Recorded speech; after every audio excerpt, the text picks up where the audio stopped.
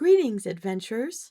I'm Venus Callida, Frost Death Knight of Suncrown, survivor of Northrend, consumer of flavored waters, and today I wish to discuss a subject very near and dear to my frozen little heart, winter. Now, people often ask me if Northrend is dangerous. Friend, have you ever tried finding a parking spot during a Canadian snowstorm? Because let me tell you something, the real Canadian Arctic makes Northrend look like a vacation destination. When I tell people I grew up in the north, they imagine pretty snowflakes drifting gently from the sky. No, what they should imagine is snowbanks the size of buildings, and sometimes things crawling up and over them from the Arctic Ocean that can eat you quickly. Nothing wakes you up quite like seeing movement on top of a snowbank that should not logically contain wildlife. Then there's wind chill. Visitors always think the answer is more wool. No, the answer is a windbreaker. A sheep can only help you so much when the wind is trying to introduce your soul to another dimension. And speaking of survival, walking to school in winter wasn't always a matter of sidewalks. Sometimes it meant crossing frozen lakes. Not cute little skating ponds. Frozen lakes with giant chunks of ice jutting 15 feet into the air like frostborn had exploded out of the ground. One wrong step and suddenly you're starring in your own disaster documentary. Then there is ice fog. Now, ice fog looks beautiful. Everything sparkles. Everything glitters. So pretty. Everything resembles a magical winter wonderland. Do not be fooled. That glitter is trying to kill you. You learn very quickly not to take deep breaths. When the air itself hurts, that's generally a clue. And if a little bit of snow sneaks into your boot under your pant leg, fix it immediately, not later, not after you're done walking, immediately, because that's warm skin meeting 60 below temperatures with instant cryo death for that top dermal layer. The lesson arrives quickly and painfully and lasts for a lifetime with scars. That's right, lasting scar tissue. So kick it out right away. Another Arctic rule. Do not slow down for the slow person. That sounds cruel until you realize you're crossing ice. If the ice cracks and somebody falls through, that's the ocean down there, and with all the hungry predators too. Everyone needs to react immediately.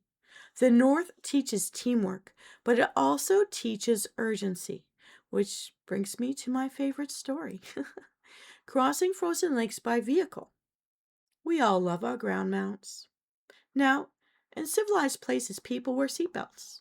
In the Arctic, before crossing certain frozen lakes, everyone takes their seatbelt off, windows down, doors cracked open, hands gripping the holy bleep handles above the windows, knees pointing toward the exit with both feet ready to jump. And everyone agrees that if we go through the ice, we'll come back for the driver. Probably. Well, we promise we will when they're looking at us. Then we hold our breath and cross. Nothing says friendship like mutually agreeing on a rescue plan before driving into a frozen lake. And if you're wondering what addresses look up there, what addresses? There aren't always roads or pavement or street signs. We're well beyond where the sidewalk ended three days ago if you're swimming.